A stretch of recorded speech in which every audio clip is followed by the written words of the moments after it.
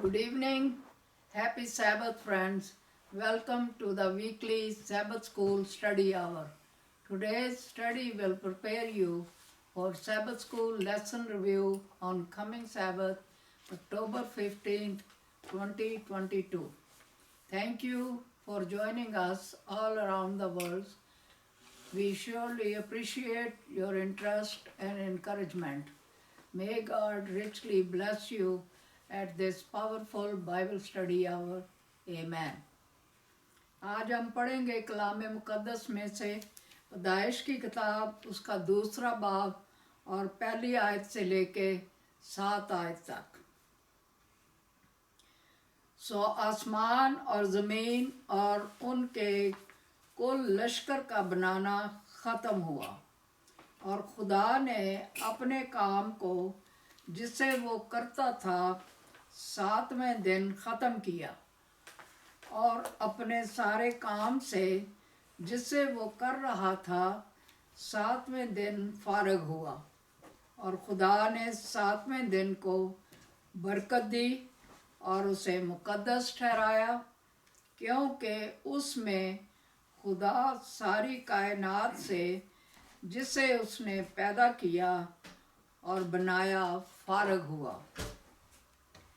ये है आसमान और ज़मीन की पैदाइश जब वो खलक हुए। जिस दिन खुदावंद खुदा ने ज़मीन और आसमान को बनाया और ज़मीन पर अब तक खेत का कोई पौधा ना था और ना मैदान की कोई सब्ज़ी अब तक उगी थी क्योंकि खुदावंद खुदा ने ज़मीन पर पानी नहीं बरसाया था और ना ज़मीन जोतने को कोई इंसान था बल्कि ज़मीन से कोहर उठती थी और तमाम रुए ज़मीन को सैराब करती थी। और खुदावंद खुदा ने ज़मीन की मिट्टी से इंसान को बनाया और उसके नथनों में ज़िंदगी का दम फूंका तो इंसान जीती जान हुआ। खुदावंद के कलाम के पढ़े और सुने जाने पर खुदावंद की बरकत हो। आमीन। At this moment I have the pleasure to introduce to you for this hour Dr. Milton Peter, Senior Pastor and God's chosen servant for his cause and glory. Dr. Milton Peter.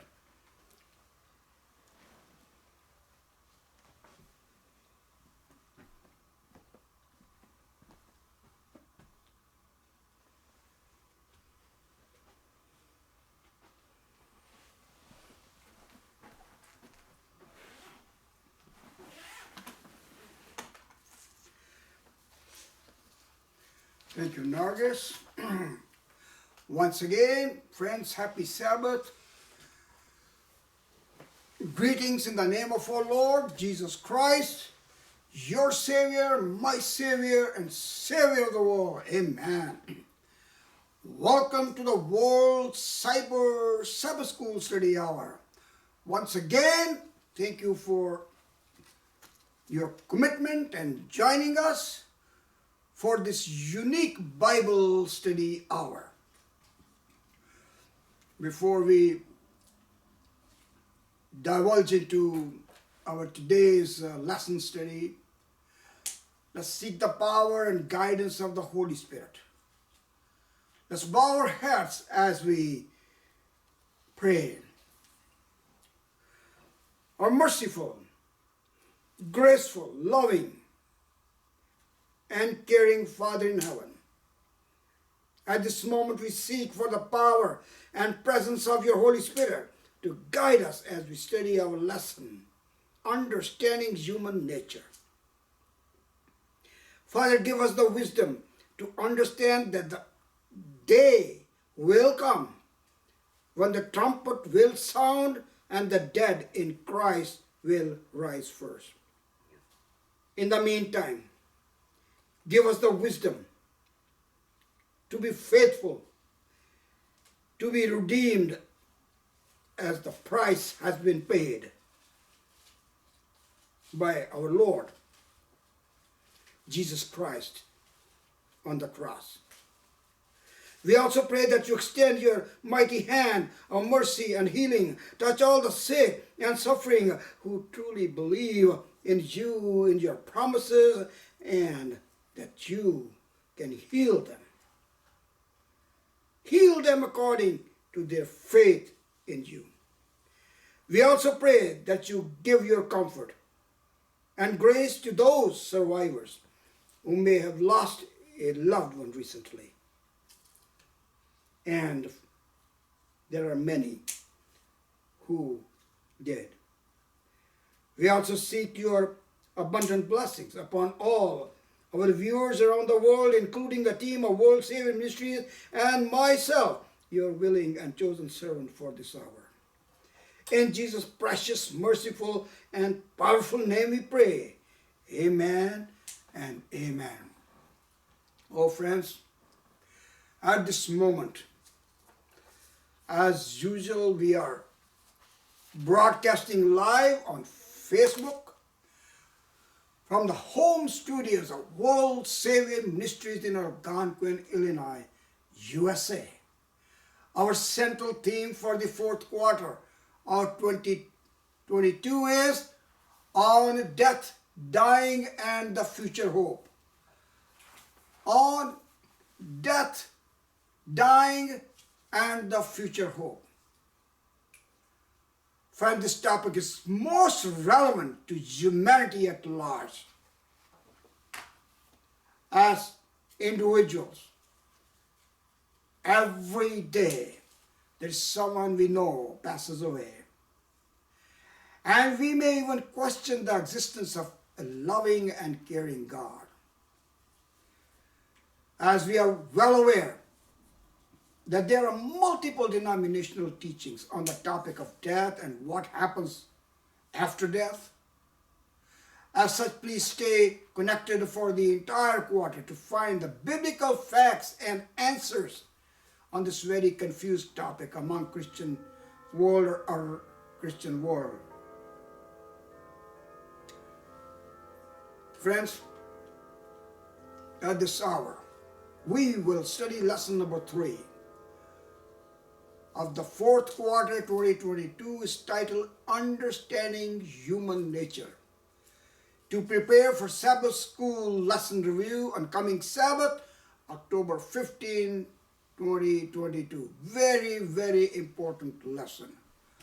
Oh friends, as we'll go through lesson, you will learn many facts what happens after death. There's a memory text for this lesson is taken from Genesis chapter 2 verse 7. Very familiar verse. You may have read many times. And the Lord God formed man of the dust of the ground and breathed into his nostrils the breath of life, and man became a living soul. Very important that you focus on each word in this verse, because it's important. It's the beginning of Adam and Eve. It's your beginning and my beginning. And God formed man. From where? Of the dust of the ground. And then what he did? And breathed into his nostril the breath of life. And man became a living soul. Here's a brief perspective on the memory text we just read. First, our Creator God is the potter, and we are the clay. He's the one who shapes us and gives us a form that represents God's activity in each person's life. The word clay in Hebrew, Adam for man, and Adamah for ground, shows a close connection of man with the ground, and underlies Apostle Paul's later teaching that the first Adam was fashioned in a natural body for an earthly existence. But on the contrary, the heavenly Son of Man, Jesus, was incarnated in the earthly state in order to secure for fallen people or fallen humanity a spiritual body of imperishable glory in the resurrection of the redeemed. The word breathed represents the Spirit's creative activity. As such, the living soul is a clear combination of God forming man out of dust of the ground, and then breathing into his nostrils the breath of life. As such, we learn that both elements are required to create a living soul. What did I say? Both elements are required to create a living soul. In the absence of either element, it is a dead body. Friends, we'll go deeper in this text as we continue our study at this hour. Let's move on to Sabbath afternoon study. Friend, the tension between God's word, you shall surely die, and Satan's counterfeit promise, you will not surely die, did not restrict within the boundaries of the Garden of Eden, but has echoed throughout history, even in our times. Many people try to harmonize the words of Satan with the words of God. As for them, the warning, you shall die, refers only to the perishable physical body, while the promise, you certainly will not die, is an allusion to an immortal soul or spirit. In fact, this indeed is the basis of teaching of the immortality of the soul among many denominations that has confused many.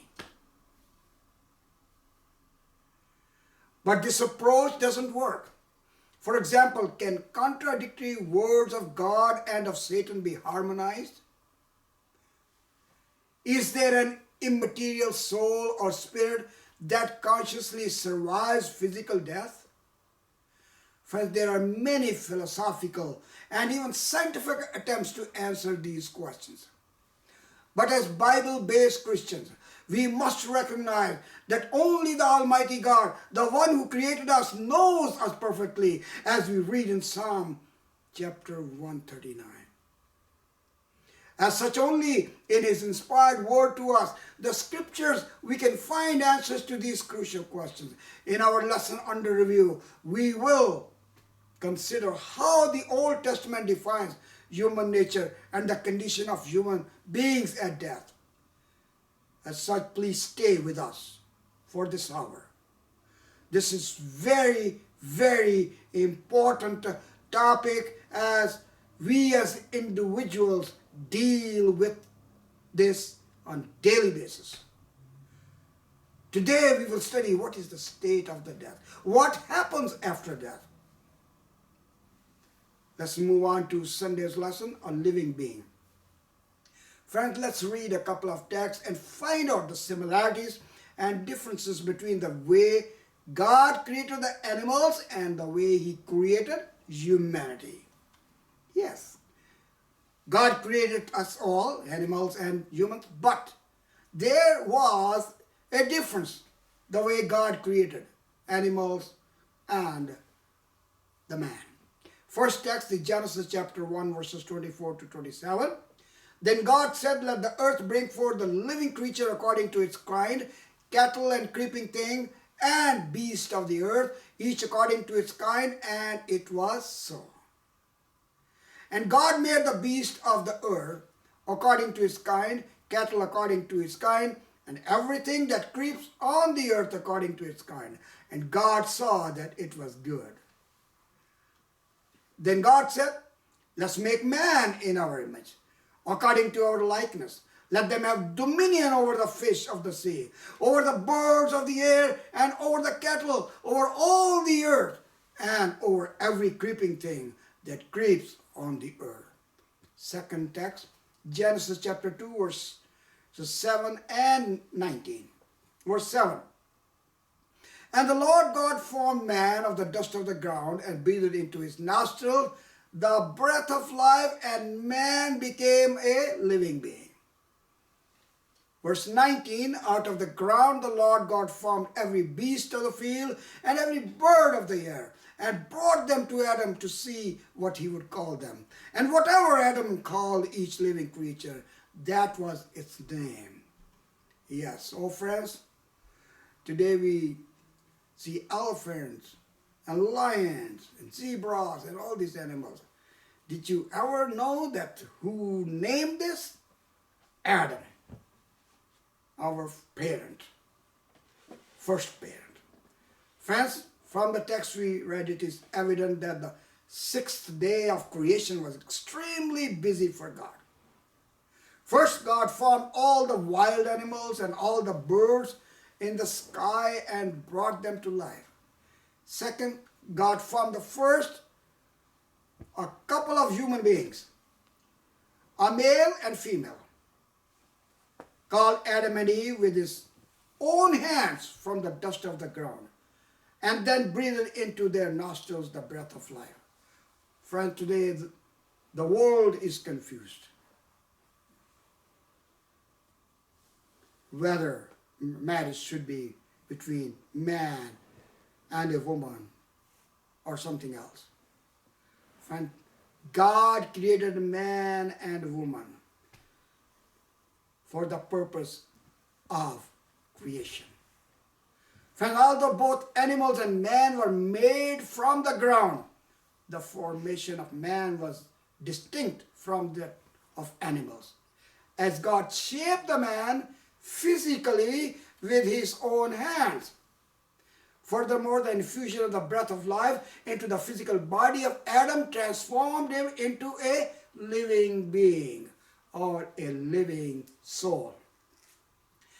As such, each of us does not have a soul that can exist apart from the body. Rather, each one of us is a living being or a living soul when together, meaning body plus the breath of life. Therefore, the claim that the soul is a conscious entity that can exist separate from the human body is of pagan origin and not a biblical idea or teaching. Friends, understanding the true nature of humanity prevents us from accepting the popular notion of an immaterial soul and all the dangerous errors built upon that belief. There's no conscious existence of any isolated part of the human being separated from the person as a whole. The psalmist writes in chapter 139, verse 14, God created us in a fearful and wonderful way.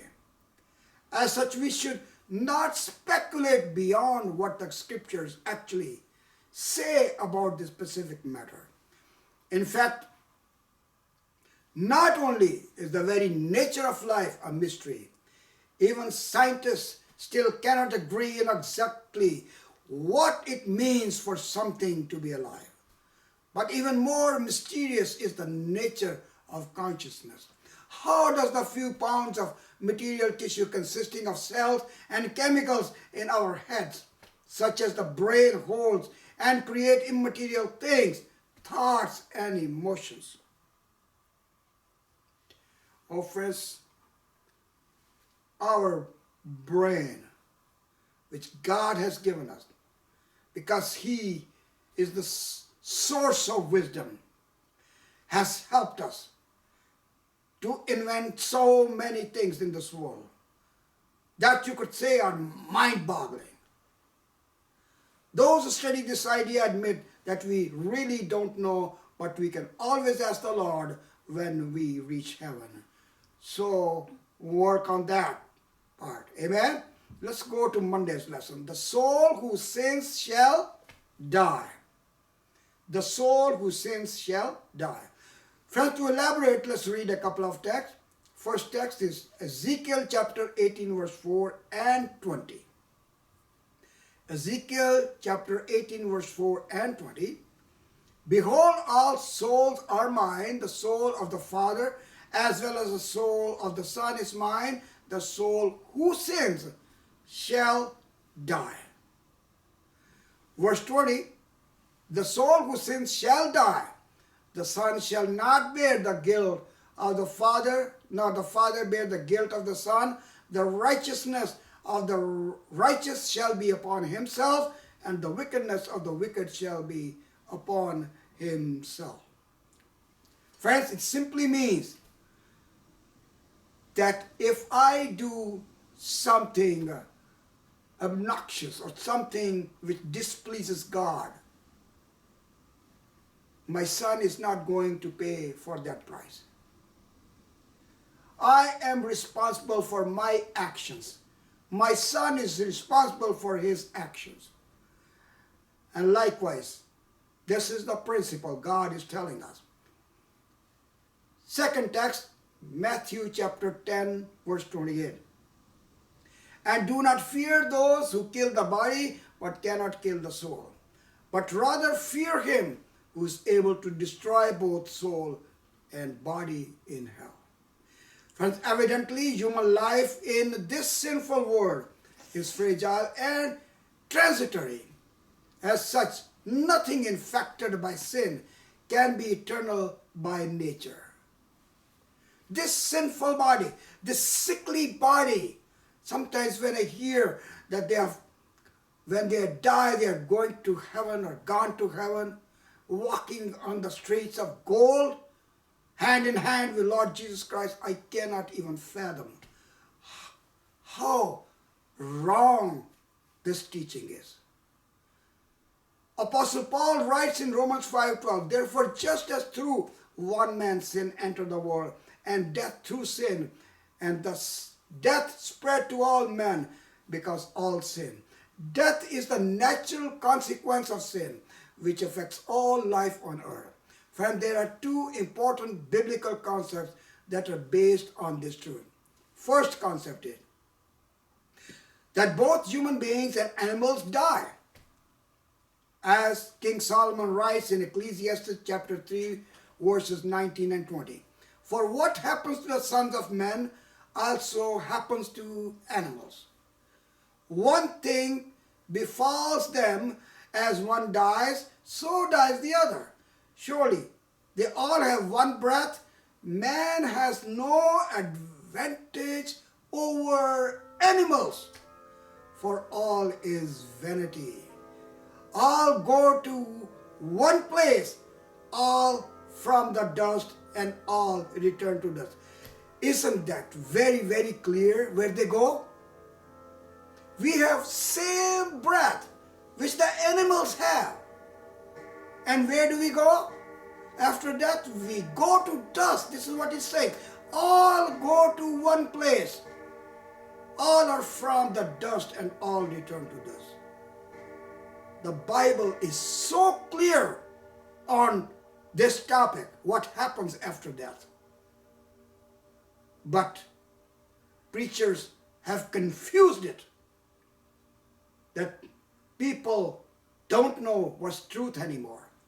The second concept is that the physical death of a person implies the cessation of his or her existence as a living soul.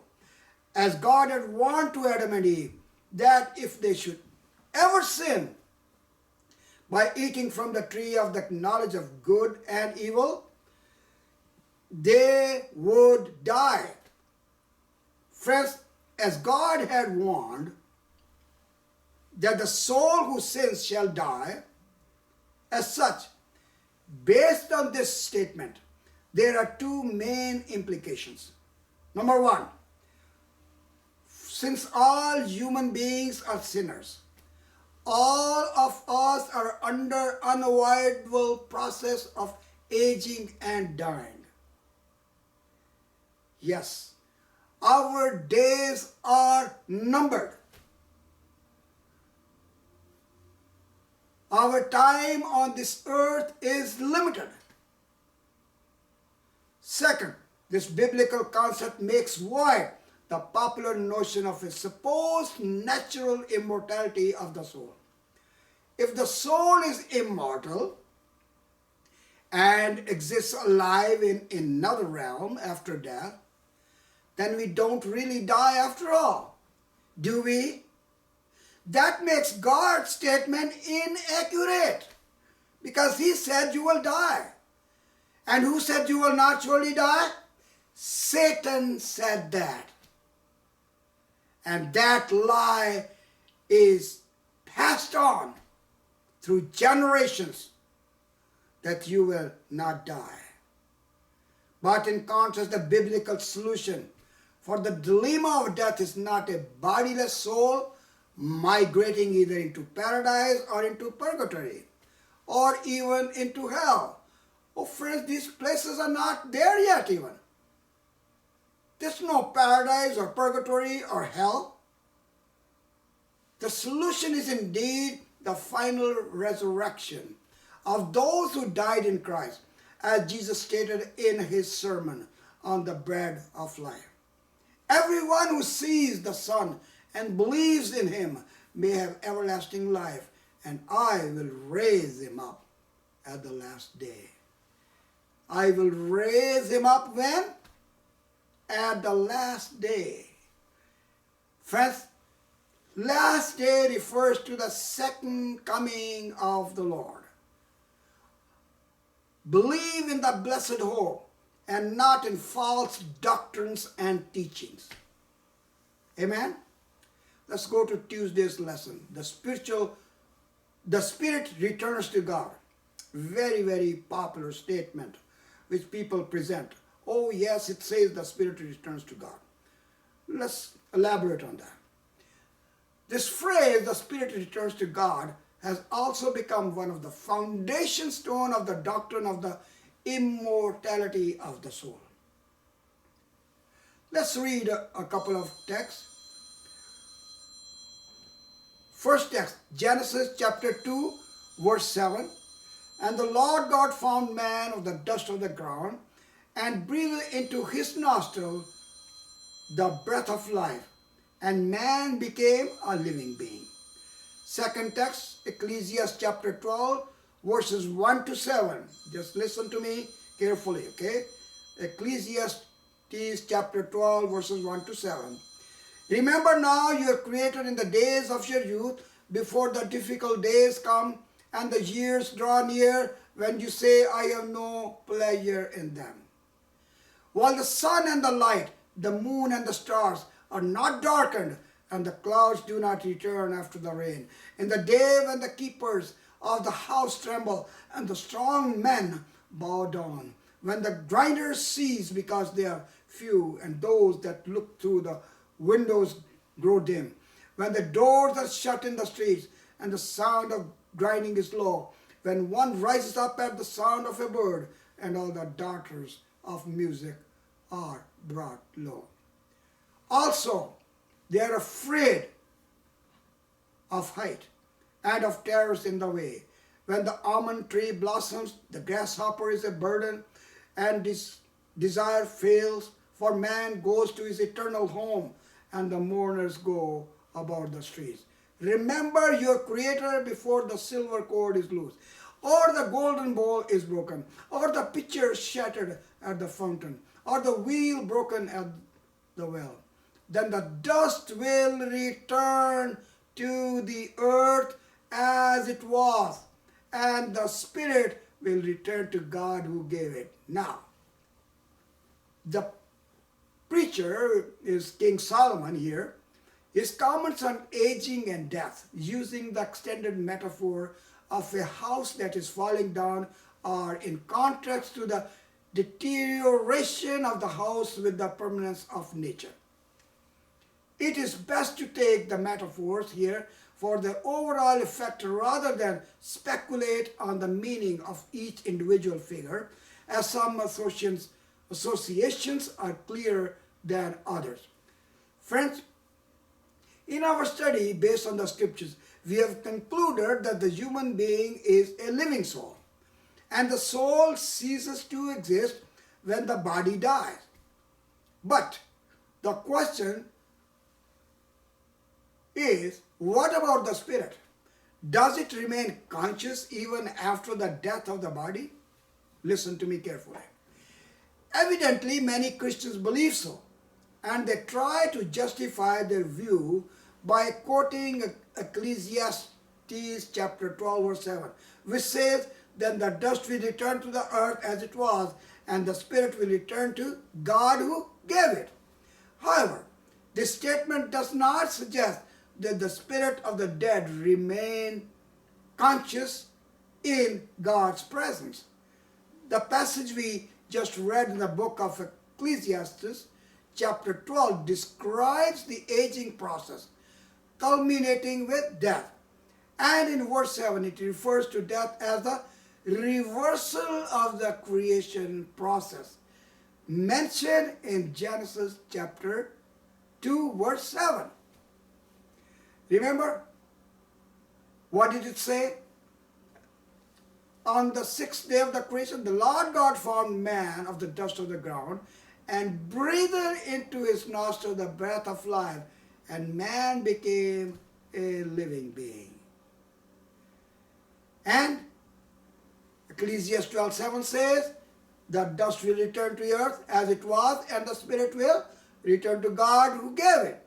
As such, the breath of life that God breathed into the nostrils of Adam, and that he also has provided to all other human beings, including animals, returns to God, or in other words, simply stops flowing into and through them. Oh friends, you have noticed when people die, the body is there. And there is so much oxygen around them. But the person is still dead. Why? Because there's no spirit. The breath which was in the nostrils has gone, has left. Everything else is same. Once again, we must keep in mind that Ecclesiastes 12:7 describes the dying process of all human beings, and does so without distinguishing between the righteous and the wicked.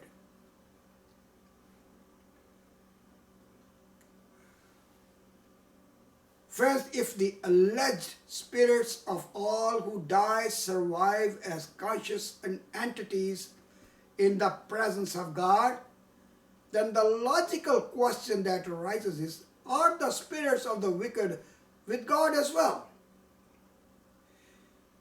Do you mean to say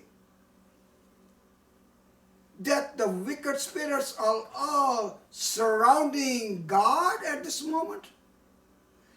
There are many, many millions of wicked people who die every day. Do you believe that God is surrounded by both righteous and wicked? No. That is the teaching of the devil. But this idea is not in harmony with the overall teaching of the scriptures, because the same dying process happens both to human beings and to animals. In fact, death is nothing else than ceasing to exist as living beings, not in partial but total. As the scriptures say, the dead know nothing. The psalmist says in chapter 104, verse 29, you hide your face, they are troubled, you take away their breath, they die and return to their dust. Friends, remember, death is not part of life, but opposite of life, or the enemy of life. On the contrary, we have great hope that is found in 1 Corinthians chapter 15, verse 26, where Apostle Paul said the last enemy that will be destroyed is death. Amen? Let's go to Wednesday's lesson, the dead know nothing. Friends, to elaborate, let's read a few texts. First text is Job chapter 3, verses 11 to 13. Why did I not die at birth? Why did I not perish when I came from the womb? Why did the knees receive me, or why the breasts that I should nurse? For now I would have lain still and been quiet. I would have been asleep, then I would have been at rest. Second text, Psalm 115, verse 17.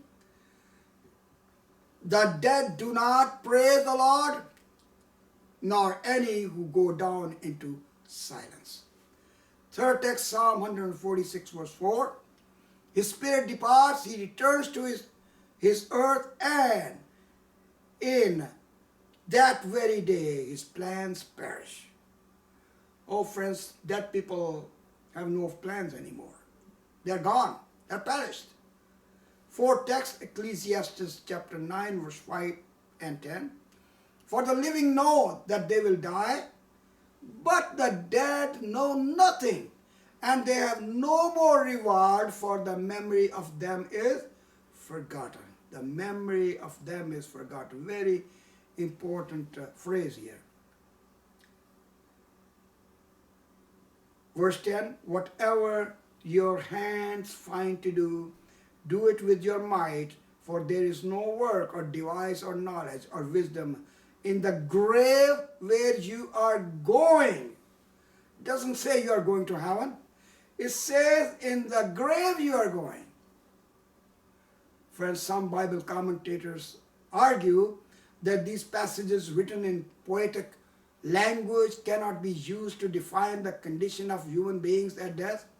It is true that sometimes poetry can be ambiguous and easily misunderstood. But this is not the case with these verses. Their language is clear and their concepts are in full harmony with the overall Old Testament teaching on the subject. Firstly, in Job chapter 3, the patriarch deplores his own birth because of all the suffering he was going through at that moment of time. Remember, he had lost everything, all his children and all his possessions. And at that moment he was covered with sores all over his body. Even in our own dire moments, many wish that they had never been born. When suffering bodily, with pain or incurable diseases, with no hope in sight. Likewise, at this moment, Job recognizes that if he had died at his birth, he would have remained asleep and at rest, and not suffering as he was at that very moment.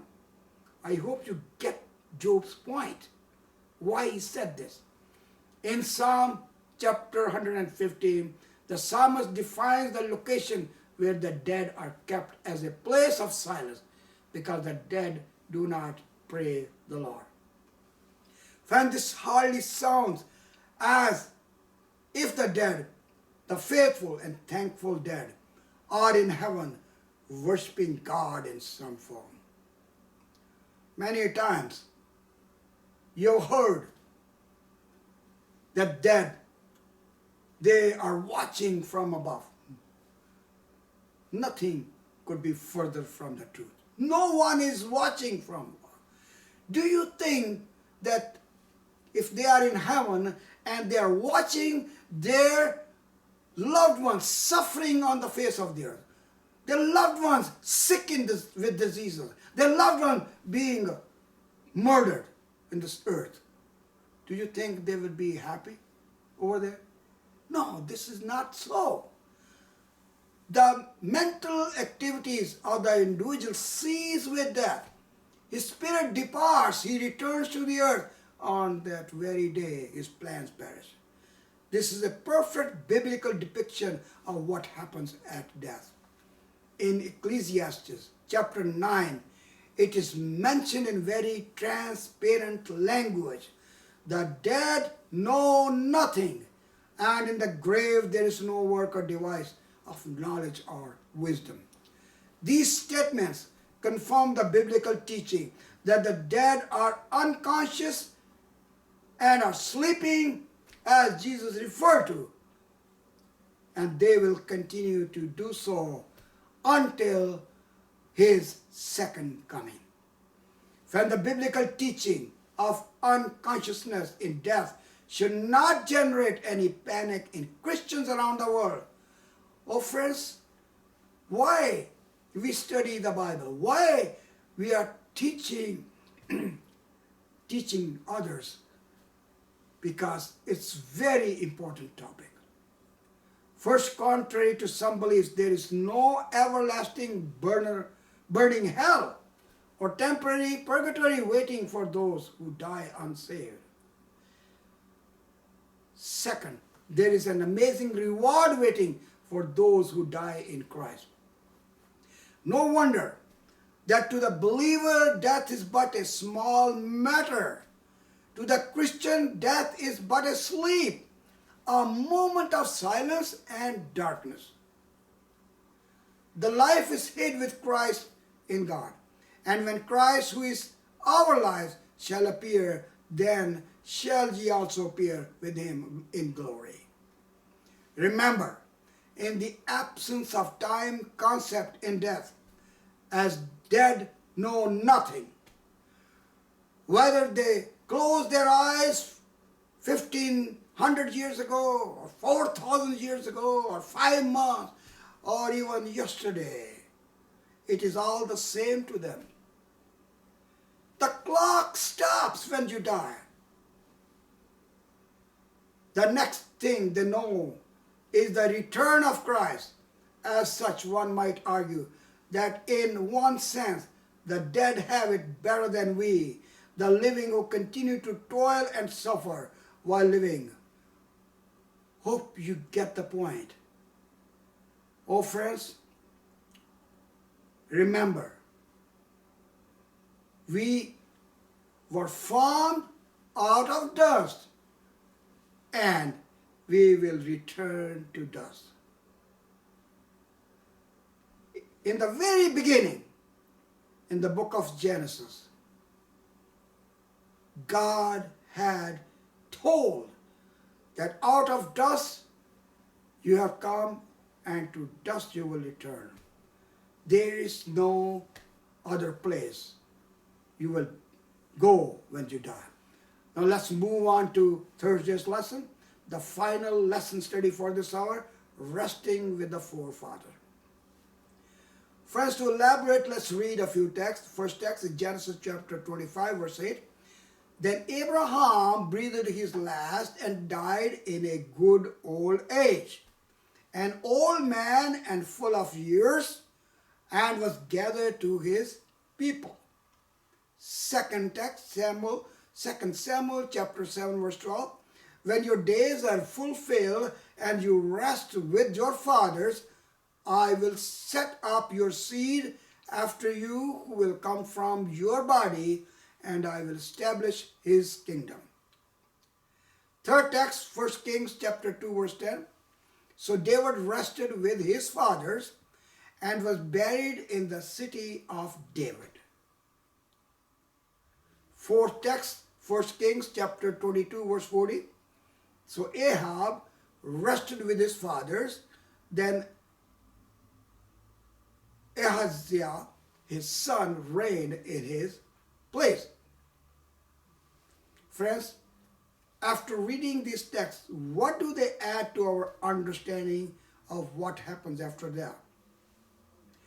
They definitely do not affirm that these biblical pillars of faith went to heaven after their death. But we are told that they are resting in their graves with their forefathers. How clear or clarity you need, my friend, to understand what happens after death. Even Apostle Paul, who served the Lord, who even died for the Lord. Remember how he died? His head was cut off by the Romans. Wouldn't he qualify to go directly to heaven? No. Even he says that I have fought a good fight, and I am waiting in grave for his reward until Jesus returns. Certain denominations have special privileges. Do you think that certain denominations have special privilege? or contracts with God to send their dead, wicked, or righteous to heaven? Of course not. It's all man-made. The Old Testament expresses in different ways the ideas of death and burial. One way is the notion of being gathered to one's own people. For example, about Abraham, we are told that he breathed his last and died in a good old age. He lived up to 175 years, an old man full of years, and was gathered to his people. Likewise, Aaron and Moses also were gathered to their respective people, as we read in Deuteronomy chapter 32, verse 50. Now let's read a couple of texts and find out if both good and bad kings of Israel went to the same place at death or not. Yes. First text, 2 Kings chapter 24, verse 6. So Jehoiakim rested with his fathers, then Jehoiakim came. His son reigned in his place. First is Jehoiakim with an M at the end, and his son is Jehoiakim with N at the end. And his son reigned in his place. Second text, 2 Chronicles chapter 32, verse 33.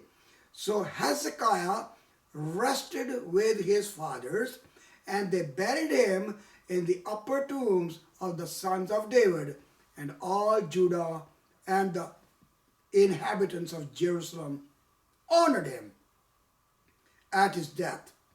Then Manasseh, his son, reigned in his place. Friends, as we know, Jehoiakim was not considered a good king of Judah. He was godless, who committed atrocious sins, atrocities, and crimes, including incestuous relations within the family. But on the contrary, Hezekiah was considered a very righteous king of Judah. However, both faithful kings and unfaithful kings were buried where? With their fathers or forebears. But we learn at least three meaningful aspects of resting with the forebears. First, the idea that sooner or later the time will come when we need to rest from our own tiring and labors and suffering. Second, the idea that we are not the first and only ones to follow that undesirable train because our forebears already have gone ahead of us. Third, the idea that being buried close to our forebears, we are not alone but remain together even during the unconsciousness of death. Oh friends, it has become a custom that where husband is buried, bury the spouse as well. Where father, son, and everybody. But does it mean they are talking to each other? No. They are still alone. They are dead. They know nothing. While this idea may not make much sense to some modern individual cultures, but it was very meaningful in ancient times. Remember, in ancient times, in Egypt especially, they would bury the entire family because in their thoughts, they would communicate with each other. Even they buried the living servants with them. Even they put food there that they will wake up, rise up and eat this food. And there has to be someone to cook food for them. And that's why all those living people, servants, cooks, they had to be buried with them. What a tragedy.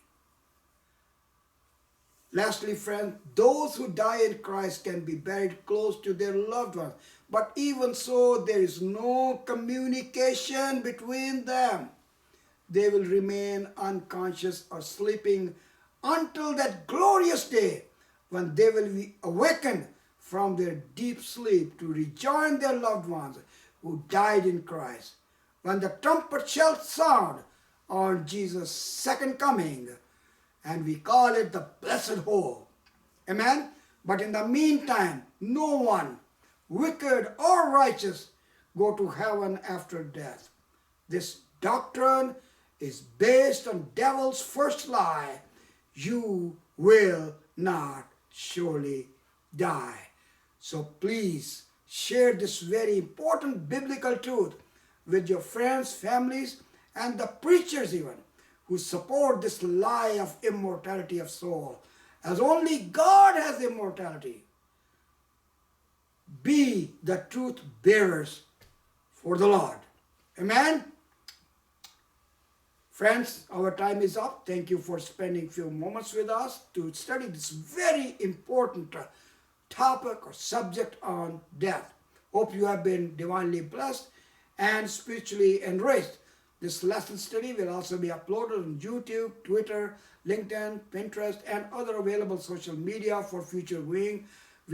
Please share our Facebook page as well as YouTube channel with your friends and family for the spiritual knowledge as well. To locate us on Facebook and YouTube channel, please enter Dr. Milton Peter in the search field and you will find out. Our next Bible study hour will be on Wednesday, October 19, 2022 at 9 p.m. Eastern Standard Time and Canada Time, 8 p.m. Central Standard Time or Chicago Time, 6 p.m. Pacific Standard Time or California Time and 6 a.m. Pakistan Time.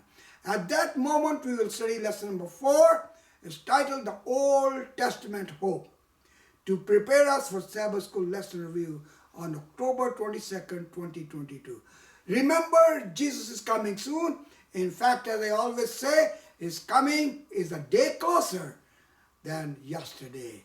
Be ready and make others ready as well. Friends, once again, God loves you and so do we. Stay safe and blessed.